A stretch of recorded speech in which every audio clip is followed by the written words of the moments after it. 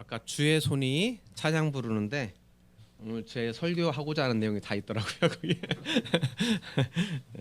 설교 안 해도 되겠다. 그 찬양만 몇 번 불러도 되겠다 그런 생각도 했습니다.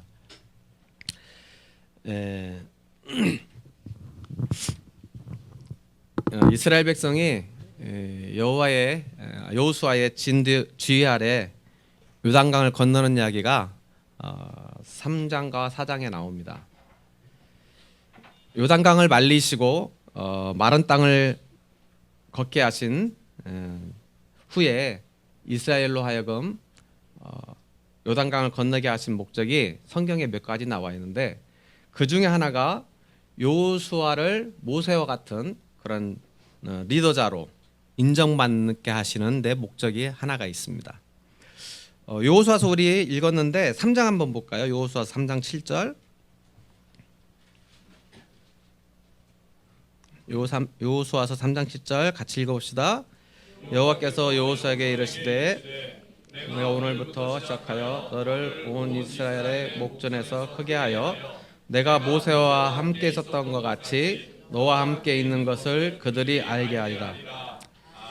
이 요단강을 건너는 이 기적을 통해서 하나님은 여호수아의 리더십과 권위를 세워주고자 하셨습니다.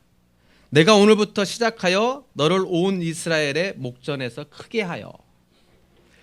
모세는 출애굽과 광야 생활 40년을 통해서 어마어마한 리더십과 권위로 이스라엘을 이끌었던 사람입니다. 이스라엘 백성에게 있어서 모세는 하나님의 대리자였죠. 왜냐하면 하나님께서 모세와 함께 하셨음을 보여주셨기 때문에 그렇습니다. 그런 모세의 후계자가 된 여호수아에게는 굉장히 부담이 될 수밖에 없었습니다. 나도 과연 모세와 같이 그렇게 할 수 있었을까? 백성들이 내 말을 모세와 같이 순종할까? 들어줄까? 나는 모세와 같이 많은 기적들을 일으킬 수 있을까? 그런 많은 염려와 근심이 여호수아에게 있었습니다. 그러나 하나님은 이 요단강을 건너게 하심으로써 여호수아에게 모세와 같은 권위와 리더십을 주겠다고 하나님이 그렇게 약속하셨습니다. 그리고 요단강을 건너는 기적을 통해서 하나님께서 여호수아에게 있던 그런 부담과 두려움을 말끔하게 해결해 주셨습니다. 요단강은 홍해와 비교도 안 돼요. 굉장히 작은 강입니다. 건기에는 그 넓이가 한 30m이고 깊이는 1m밖에 안 된대요. 평균. 또 우기 때 비가 많이 올 때는 넓이가 한 1.6km 정도 되고 깊이는 한 3, 4m 정도 된다고 합니다. 그러면 홍해와 비교해도 굉장히 작은 그런 강이에요. 성경을 읽다가 제가 3장 성경을 읽다가 제가 은혜 받은 말씀이 15절입니다. 3장 15절. 같이 한번 읽어볼까요? 3장 15절. 요단이 곡식 거두는 시기에는 항상 언덕에 넘치더라. 궤를 맨 자들이 요단에 이르며 궤를 맨 제사장들의 발이 물가에 잠기더라. 그중 말씀 중에서 요단이 곡식 거두는 시기에 항상 언덕에 넘치더라. 이 말씀이 3장을 읽는데 그렇게 마음에 와닿는 거예요. 야, 정말 하나님은 치밀하신 하나님이시구나.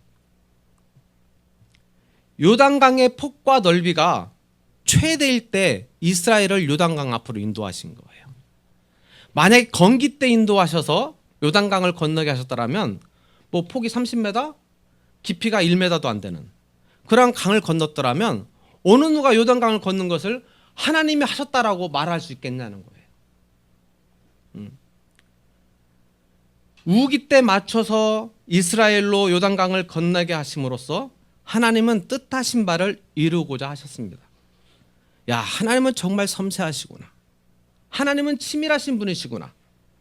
무턱대고 계획 없이 일하지 않는 분이시라는 것을 제가 이 말씀을 통해서 다시 한번 깨닫게 되었습니다.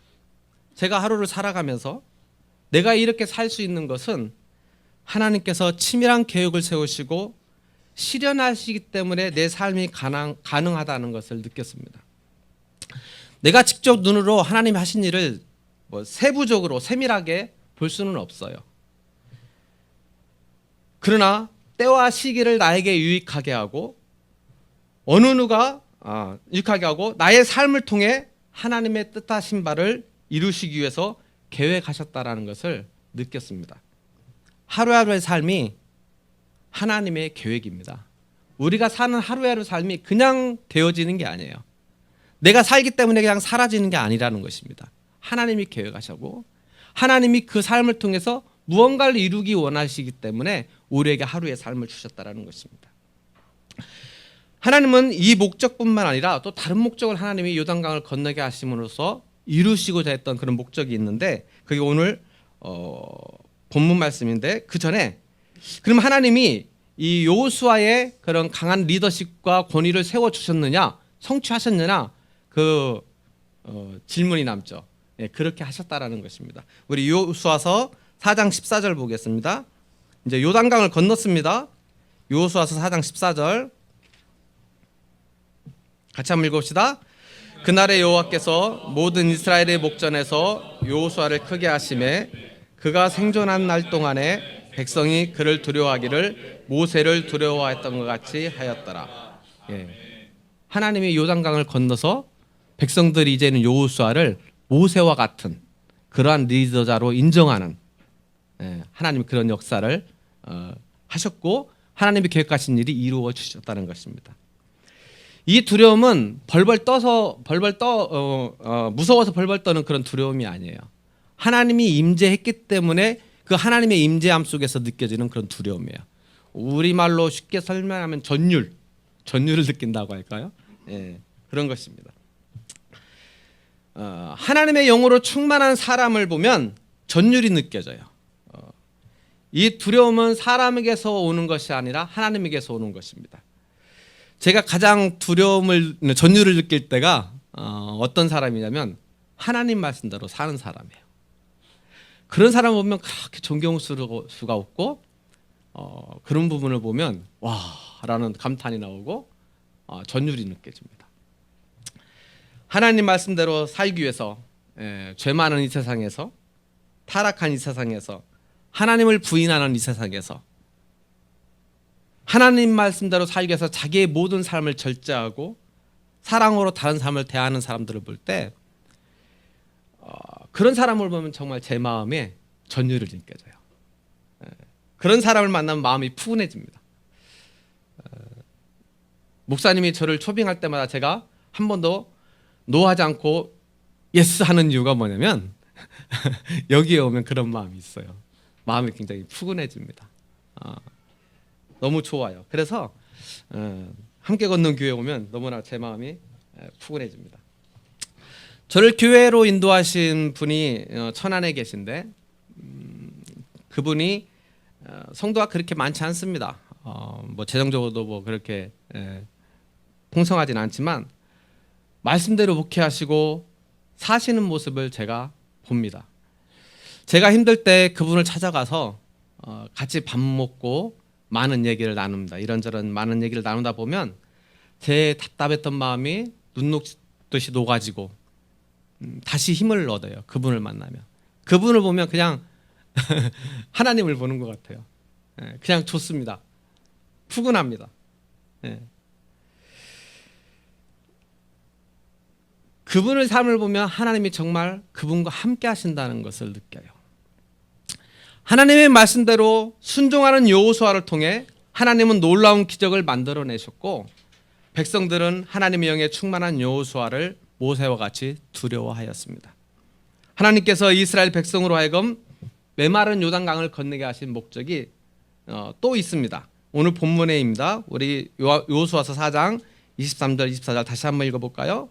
너희 하나님 여호와께서 요단물을 너희 앞에서 마르게 하사 을 건너게 하신 것이 너희의 하나님 여호와께서 우리 앞에 홍해를 말리시고 우리를 건너게 하심과 같았으니 이는 땅의 모든 백성에게 여호와의 손이 강하게 하신 것을 알게 하며 너희가 너희 하나님 여호와를 항상 경외하게 하려 하심이라 하라. 하나님인 이스라엘 백성으로 하여금 요단강을 건너게 하심으로써 땅의 모든 백성에게 여호와의 손이 강하신 것을 알게 하시려 했습니다. 요단강을 건넜습니다.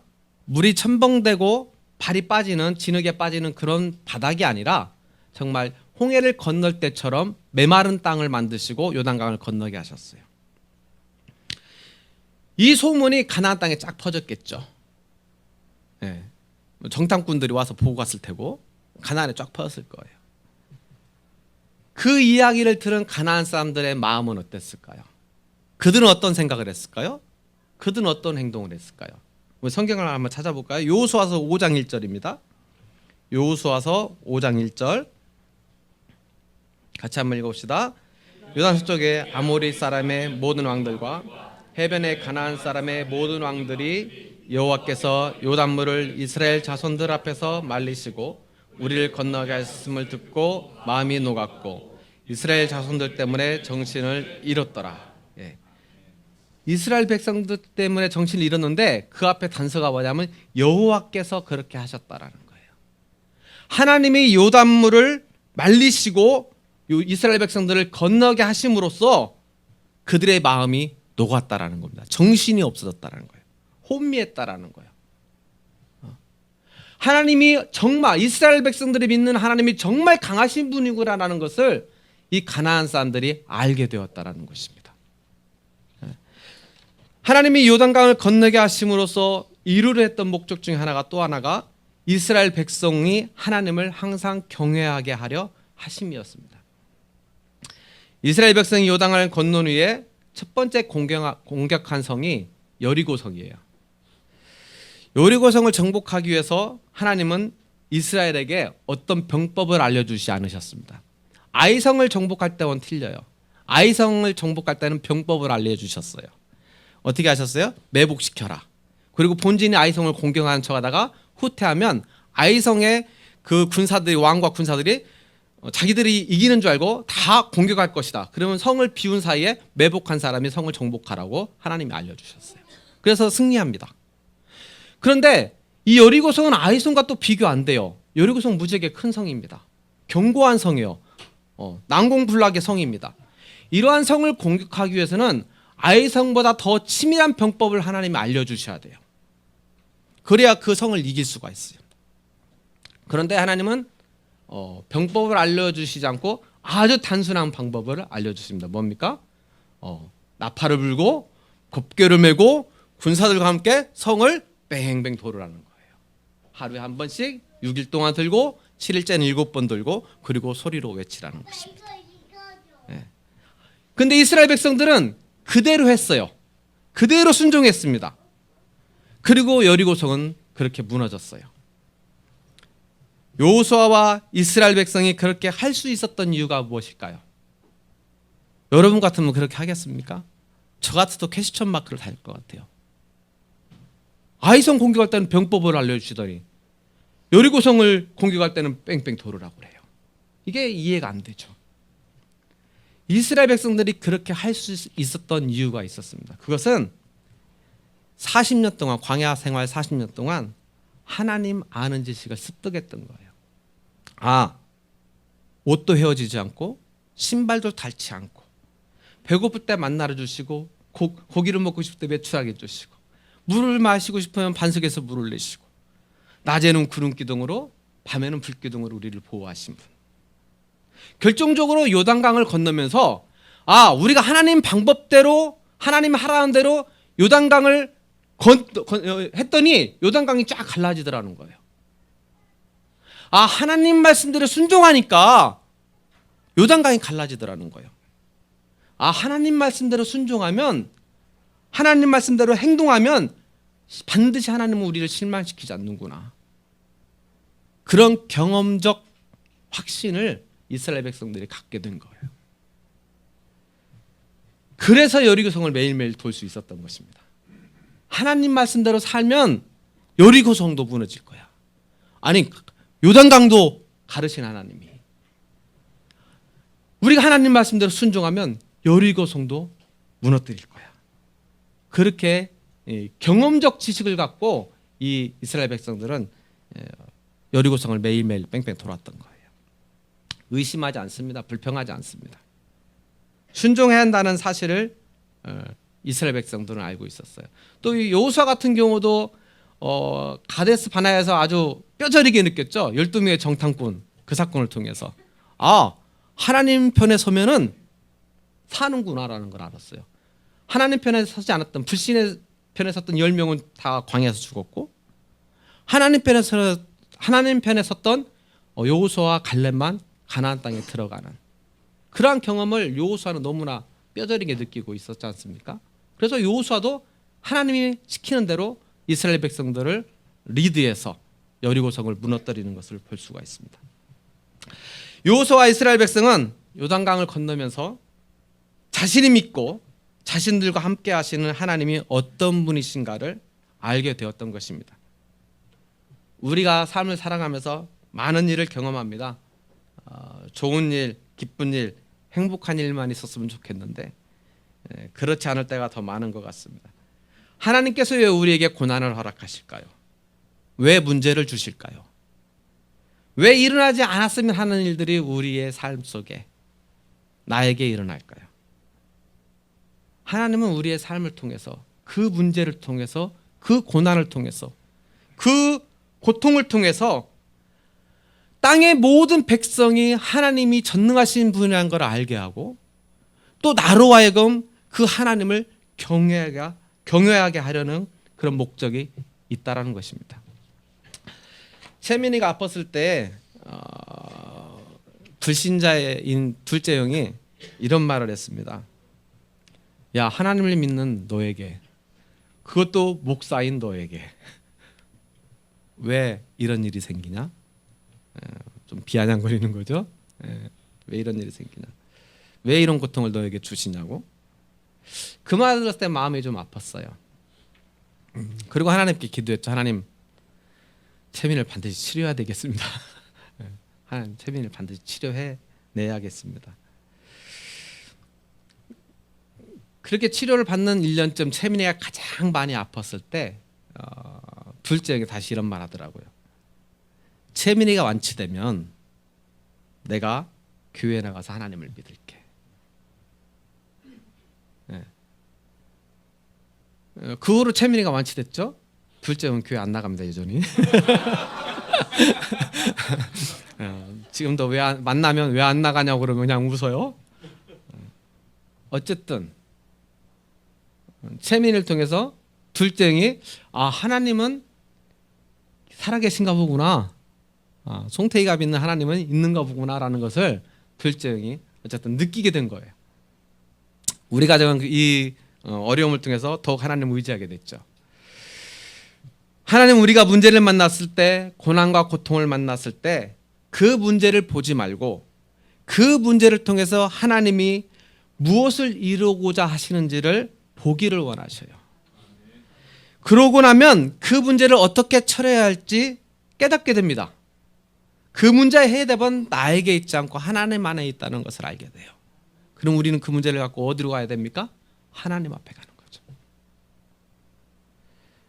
나의 삶의 환경이 어떠하든 나를 통해서 다른 사람들이 하나님이 살아계심을 알게 되고 또 내가 더욱 하나님을 사랑하고 신뢰하게 되었다면 그런 삶은 잘 사는 삶이 아니겠습니까? 2년 전에 초등학교 졸업한 막내가 있어요. 지금은 이제 고등학생 1학년이죠.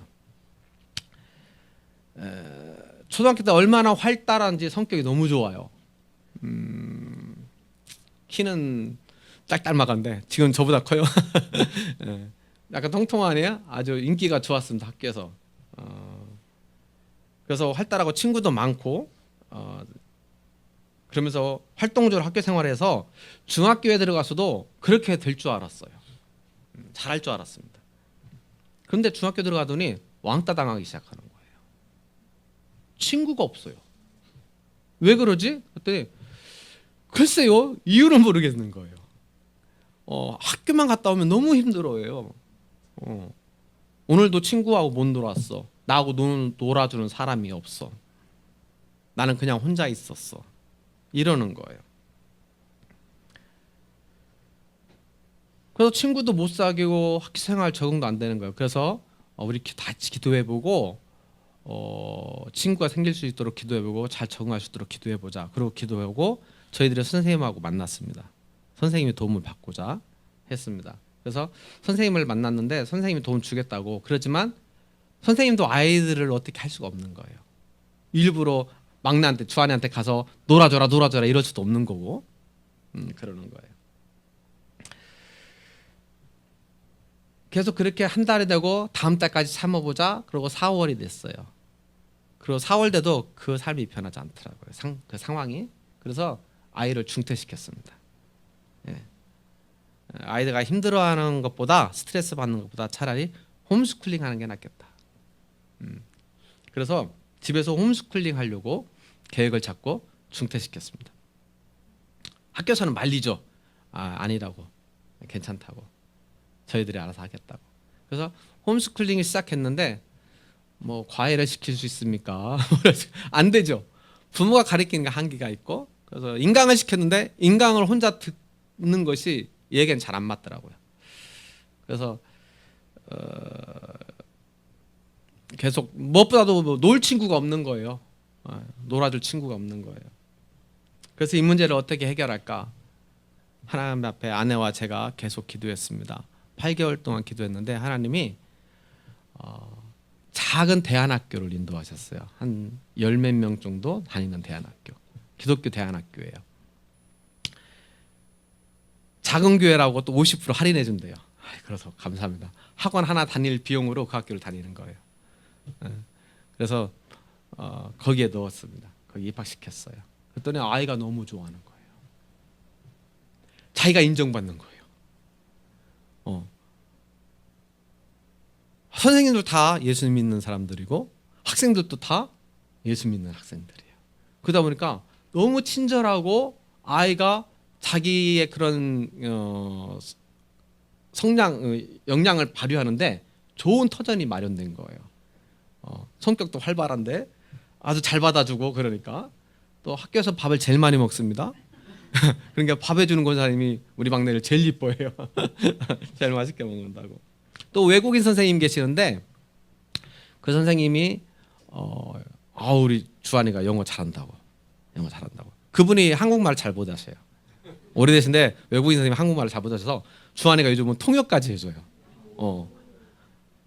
그래서 주한이가 칭찬받고 사랑받고 존귀함을 받는 아이가 되달라고 우리가 기도했는데 하나님이 그렇게 해주신 거예요.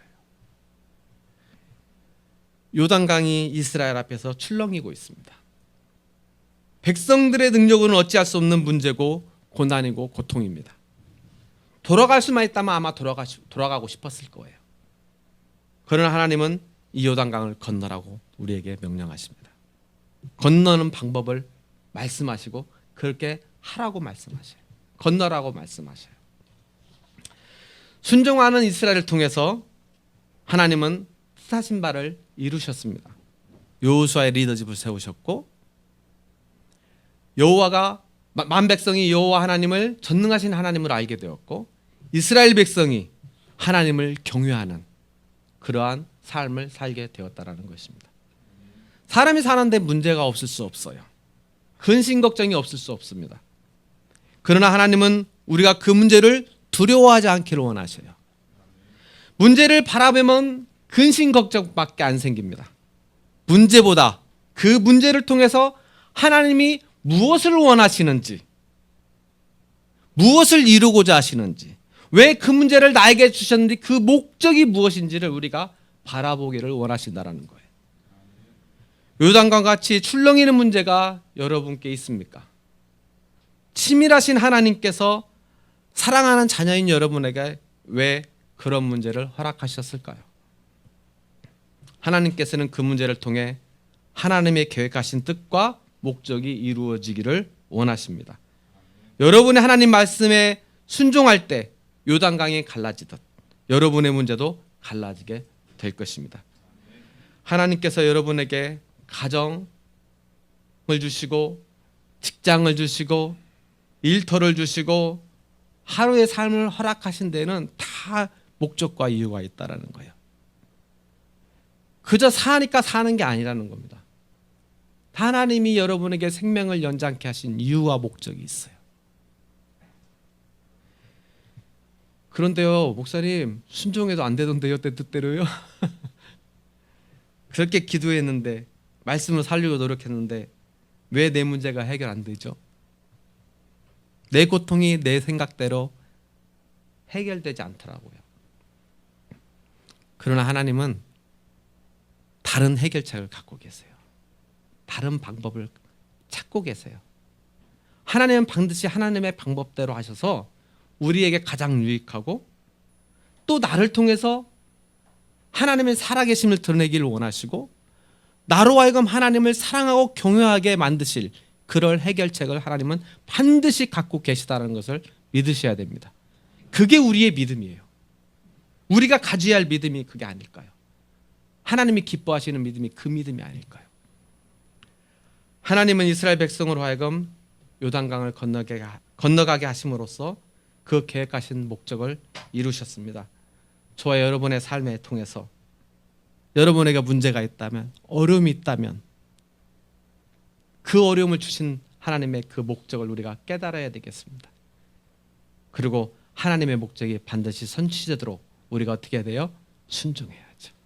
하나님을 더 사랑해야 되지 않겠습니까? 열심히 하나님을 사랑하시고 순종하고 하나님의 그런 목적을 통해서 하나님의 영광이 드러나는 여러분의 삶이 되기를 축원합니다. 기도하겠습니다. 좋으신 하나님, 요단강은 그냥 건너진 게 아닙니다. 하나님이 원하신 목적이 있었기 때문입니다. 요단강이 이스라엘에게 큰 고난이요 문제였지만 하나님 그 문제를 해결하시고 하나님이 원하시는 목적을 이루셨습니다. 우리에게도 고난 있고 어려움이 있을 수 있습니다. 그 자체를 보지 말게 하시고 하나님이 그 고난을 통해서 무엇을 이루고자 하시는지, 왜 그 고난을 주셨는지 깨닫게 하시고 하나님께 영광 돌리는 그러한 삶을 살 수 있도록 저희를 축복하여 주옵소서. 예수님의 이름으로 기도합니다.